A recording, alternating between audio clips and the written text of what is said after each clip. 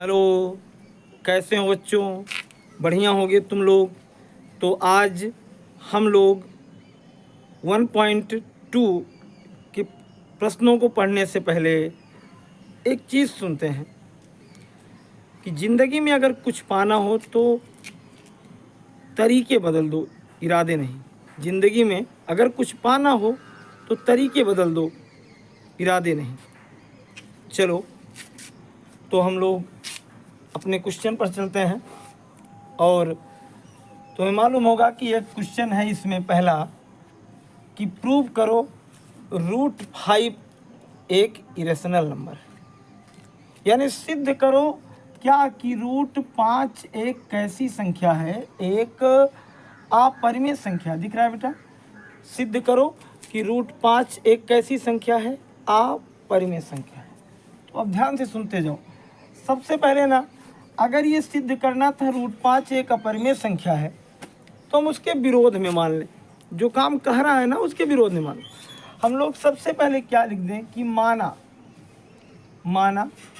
√5 एक परिमेय संख्या है। कैसी संख्या है? √5 एक परिमेय संख्या है। बात समझ में आई?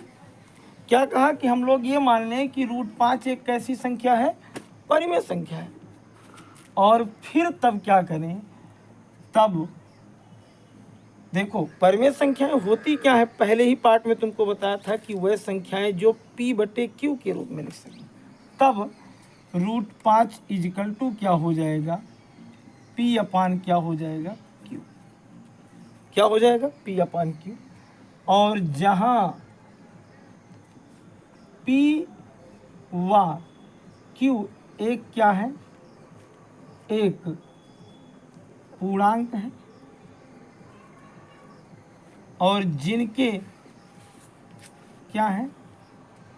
एक के अलावा, एक के अतिरिक्त, जिनके एक के अतिरिक्त कोई उभयनिष्ठ क्या नहीं है? गुणनखंड नहीं है। और एक चीज है, और यही Q0 इजकल टू क्या है? 0 है।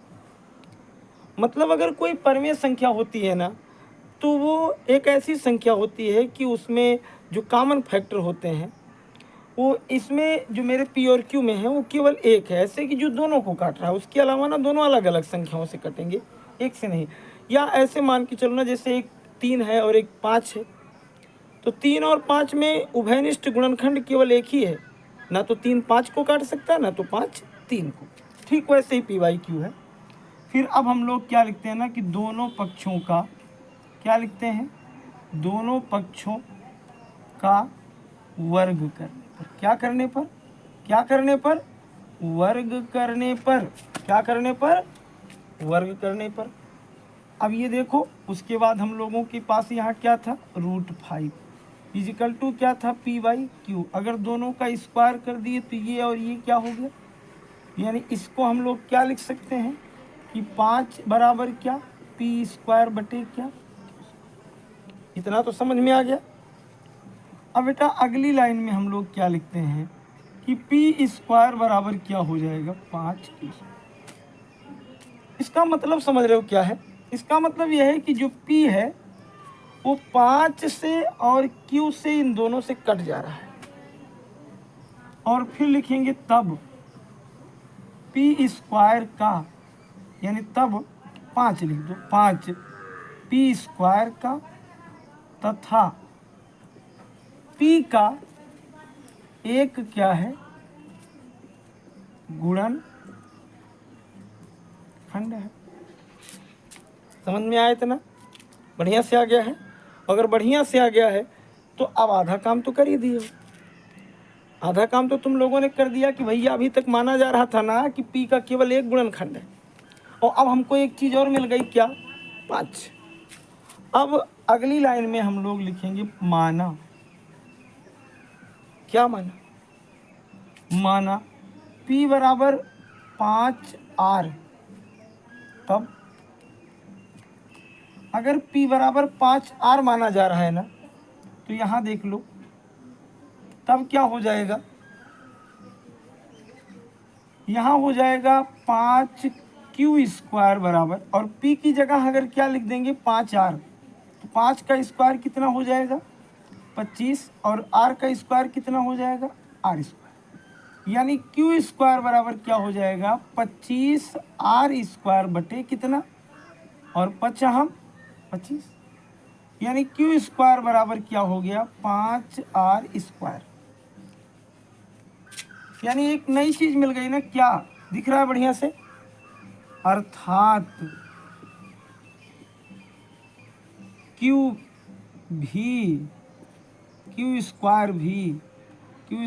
व q भी 5 से भाज्य है, या इसको ना लिखो, अर्थात करके कर दो, अर्थात q² व q का 5 एक क्या है गुणनखंड। कहानी बड़ी लंबी हो गई। अभी तक हमको क्या कहा जा रहा था, अभी तक हमको कहा जा रहा था कि इनके केवल क्या है, एक गुणनखंड है, जबकि हमको क्या मिल गया कि एक और गुणनखंड है p और q की क्या 5। फिर यहाँ बेटा लिख देना, अतः p व q के एक के अलावा 5 भी उभय निष्ठ क्या है गुणनखंड, जो परिमेय नियम का खंडन करते हैं। अतः यह क्या हो गई, ये पूरी जो है, अतः यह एक परिमेय संख्या नहीं है। तब क्या होगी, √5 एक कैसी संख्या है, एक अपरिमेय संख्या। देखो थोड़ा सा ये प्रॉब्लम सम का क्वेश्चन है, घबराना मत, है तो बहुत ही आसान, लेकिन एक बार देखो फिर से। मैंने क्या कहा कि मान लेते हैं कि √5 एक परिमेय संख्या है, फिर मैंने अगर माना था परिमेय तो उसे हम लोग p/q के रूप में लिख सकते हैं, और फिर q0 मेरा 0 है।